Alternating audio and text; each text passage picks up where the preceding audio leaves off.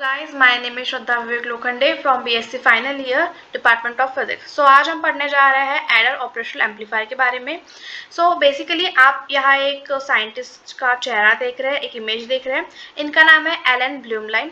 Elon ब्लूमलाइन ये एक British electronic engineer थे एंड एक साइंटिस्ट थे, इन्वेंटर थे, जिनका ऑडियो इंजीनियरिंग के फील्ड में एक बहुत ही सिग्निफिकेंट रोल रह चुका है।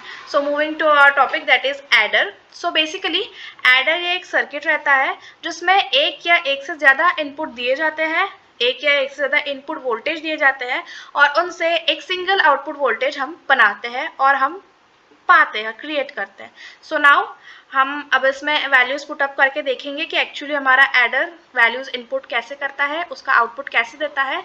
स्टूडेंट्स, हम यहाँ पे एक सर्किट देख रहे हैं जो कि एडर ऑपरेशनल एम्पलीफायर का सर्किट है। इस सर्किट में हम कुछ नोटेशंस देख रहे हैं जैसे कि V1, V2, R1, R2, RF और V0। सो यहाँ पे V1 एंड V2 जो है वो इनपुट वोल्टेजेस हैं जो कि हमें सम करनी है, जिनको हमें ऐड करना है। उसके बाद R1 एंड R2 यहाँ पे दिया हुआ है। R1 एंड R2 जो है वो रेजिस्टेंस है, resistance 1 and resistance 2 for each V1 and V2, जो कि हमारे इनपुट वोल्टेज को कंट्रोल करता है। उसके बाद यहाँ पे है RF resistance, that is feedback resistance. Feedback resistance connect the output to the inverting input. मतलब बेसिकली ये हमारे सर्किट को स्टेबलाइज करने का काम करता है। उसके बाद यहाँ पे हम देख सकते हैं 3 lines which is looking in decreasing order, ये हमारा ग्राउंड है। उसके बाद इस सर्किट का सबसे इम्पॉर्टेंट पार्ट जो ये ट्रायंगल से प्रेजेंट हो रहा है, that is OPAMP, that is our operational amplifier. इस ऑपरेशनल एम्पलीफायर में 2 साइंस दिए हुए हैं, एक निगेटिव एक पॉजिटिव।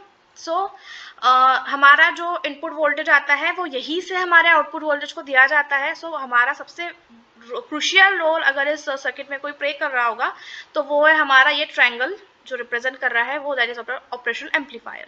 उसके बाद ये जो ब्लैक नोड्स यहाँ पे है ये हमारे वायर एक में को कनेक्ट कर रहे हैं दूसरे को। और फाइनली यहाँ जो V0 से रिप्रेजेंट हो रहा है वो है हमारा सिंगल आउटपुट, जो कि हम मल्टीपल इनपुट मर्ज करने के बाद, ऐड करने के बाद हमें मिलेगा। सो अब हम इसमें वैल्यूज डालते हैं। इनपुट वोल्टेज में फॉर एग्जांपल हम डालते हैं 4, इनपुट वोल्टेज 2 में हम डालते हैं फॉर एग्जांपल 5।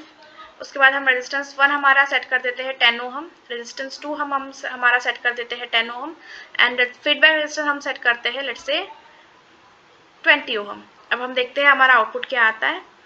तो यहाँ हमारा आउटपुट आ चुका है 18, जो कि हमारे 2 अलग अलग इनपुट वोल्टेज को ऐड करके R1 एंड R2 रेजिस्टेंस से कंट्रोल करने के बाद RF, that is our feedback resistance के से कंट्रोल करने के बाद हमको मिला है।